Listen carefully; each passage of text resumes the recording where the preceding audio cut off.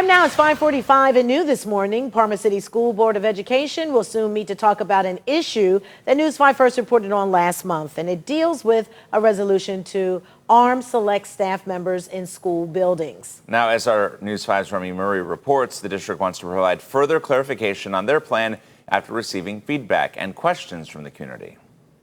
Parma City School District is clearing the air when it comes to a resolution the Board of Education approved last month to allow select staff members to be armed. This was never about arming teachers. This was not about arming anyone in a classroom setting. Still, parents like Nadine Jamison tell me they do not support the district's decision to arm anyone who is not a trained police officer. Jamison says she also wishes the board would have been more specific when the district first told parents. I think especially when you're talking about something as dangerous as a weapon inside a school building, you really need to put fears to bed first. During News 5's first report on this story last month, Board President Stephen Vaughn told us in a statement that school leaders decided to arm select staff members after seeing more school shootings and other violent acts in districts across the country.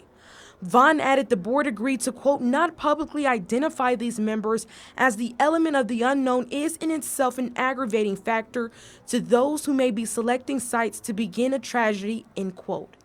But because of the amount of feedback and the questions the district has received, Superintendent Charles Smilek says they're providing further clarification. I want to be very clear, this was never intended to arm anyone who works in a classroom. This is really at our security and potentially a few more classified employees, maybe a door monitor. Regardless of who's being armed, Alexis Baguki says she supports the district's decision because she says she wants to feel her niece is safe while in the classroom. Our children's safety is the biggest priority, and to have individuals in the school system who can protect them when we're not there is the biggest accomplishment that we can have. Smilek says the next step is for the board to meet to review their policies for arming staff before their plan is carried out. We want to make sure that as we write our policy that could allow for that we really weigh all the pros and cons that we possibly can to make sure that we're making as safe of a decision for our students as possible. In Parma, Remy Murray, News 5.